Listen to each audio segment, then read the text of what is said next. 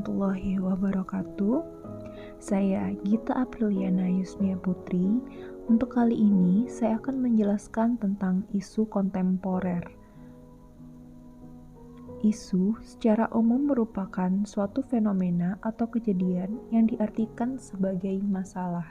Sedangkan menurut Kamus Besar Bahasa Indonesia, isu merupakan masalah yang dikedepankan untuk ditanggapi, kabar yang tidak jelas asal-usulnya dan tidak terjamin kebenarannya, kabar angin, atau desas-desus. Isu yang tidak muncul di ruang publik dan tidak ada dalam kesadaran kolektif publik tidak dapat dikategorikan sebagai isu strategis atau kritikal. Dalam pengertian ini, isu kritikal dipandang sebagai topik yang berhubungan dengan masalah-masalah sumber daya yang memerlukan pemecahan disertai dengan adanya kesadaran publik akan isu tersebut. Isu kritikal secara umum terbagi ke dalam 3 kelompok berbeda berdasarkan tingkat urgensinya.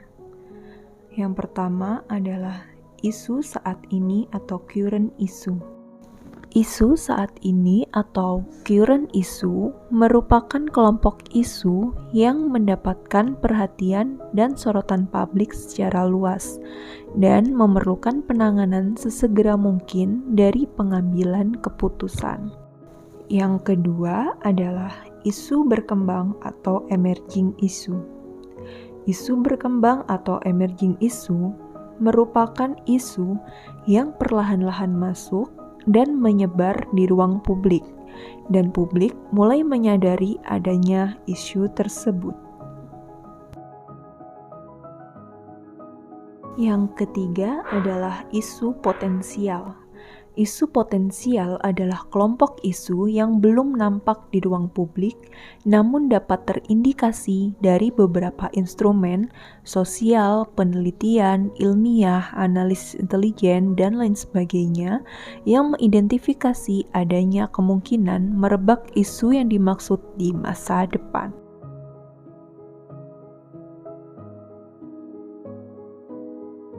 Kali ini saya akan membahas identifikasi isu yang ada di kantor pertanahan Kota Samarinda. Pertama adalah kendali dokumen kurang terorganisir. Yang kedua adalah transformasi digital kegiatan pertanahan yang belum maksimal. Yang ketiga, tunggakan berkas. Dan yang keempat adalah kurang disiplin. Kendali dokumen yang kurang terorganisir. Seringkali kita kehilangan dokumen atau surat yang keluar masuk dalam satu seksi. Keadaan ini dikarenakan kurangnya kendali dalam penyimpanan maupun pencatatan terkait dokumen atau surat yang keluar dan masuk.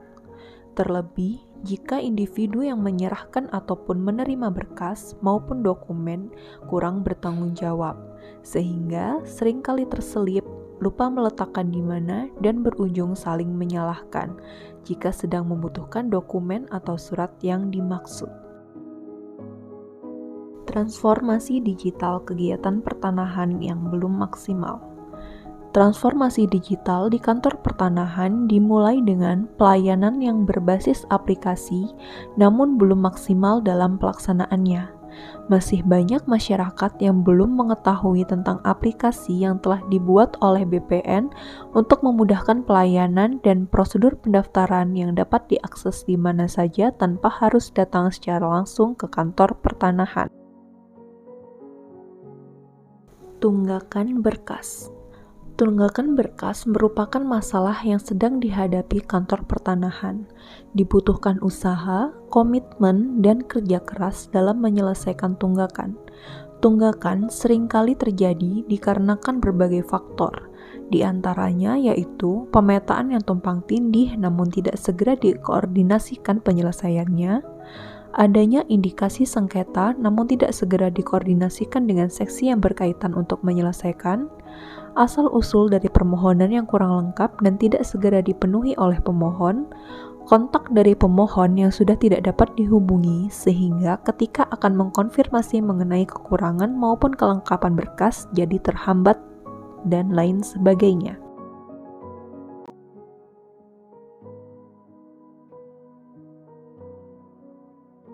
Kurang disiplin.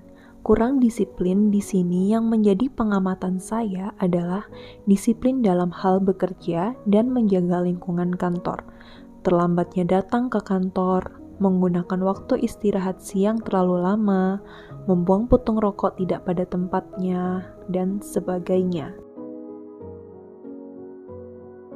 Setelah menemukan atau mengidentifikasi masalah atau isu yang sedang ada di kantor pertanahan, maka saya akan menggunakan analisis USG yang akan mengerucutkan masalah mana yang akan kami selesaikan atau kami cari solusinya.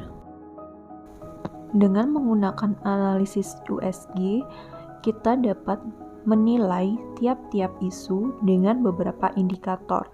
Yang pertama adalah indikator urgensi, yang kedua adalah seriousness, yang ketiga adalah growth. Mari kita membaca tabel dari analisis USG ini. Yang pertama adalah isu dokumen kurang terorganisir.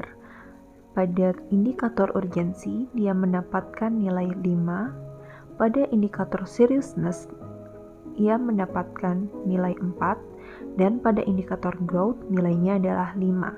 Sehingga totalnya adalah 14. Untuk isu transformasi digital kegiatan pertanahan yang belum maksimal, pada indikator urgensi mendapatkan nilai 4, indikator seriousness mendapatkan 4, dan untuk indikator growth juga mendapatkan nilai 4, sehingga totalnya adalah 12. Untuk isu tunggakan berkas, nilai pada indikator urgensi adalah 4, pada indikator seriousness adalah 5, dan pada indikator growth nilainya adalah 4, sehingga totalnya adalah 13. Dan terakhir, pada isu kurang disiplin, indikator urgensinya mendapatkan nilai 3, indikator seriusnya mendapatkan nilai 4, dan indikator growth-nya mendapat nilai 3, sehingga totalnya adalah 10. Sehingga dari total nilai dapat kita lihat nilai tertinggi adalah pada isu kendali dokumen kurang terorganisir dengan total nilai adalah 14.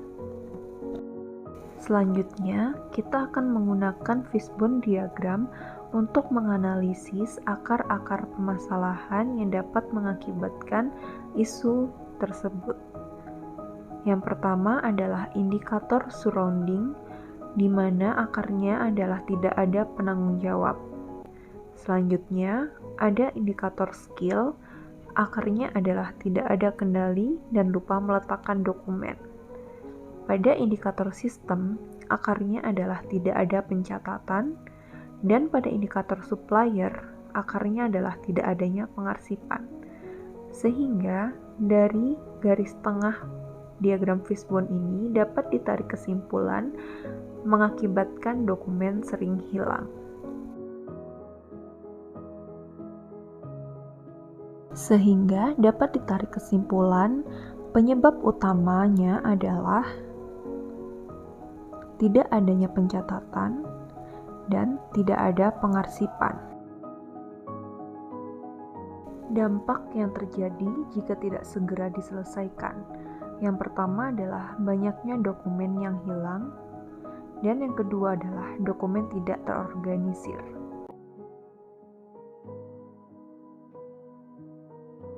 Sehingga dari hasil analisis tersebut, kita dapat membuat rekomendasi penyelesaian. Yang pertama adalah membuat pengarsipan secara digital dan secara terstruktur. Yang kedua adalah membuat pencatatan dokumen atau surat keluar masuk menggunakan spreadsheet. Dan yang terakhir adalah menempatkan dokumen atau surat pada tempat yang tetap atau yang telah ditentukan.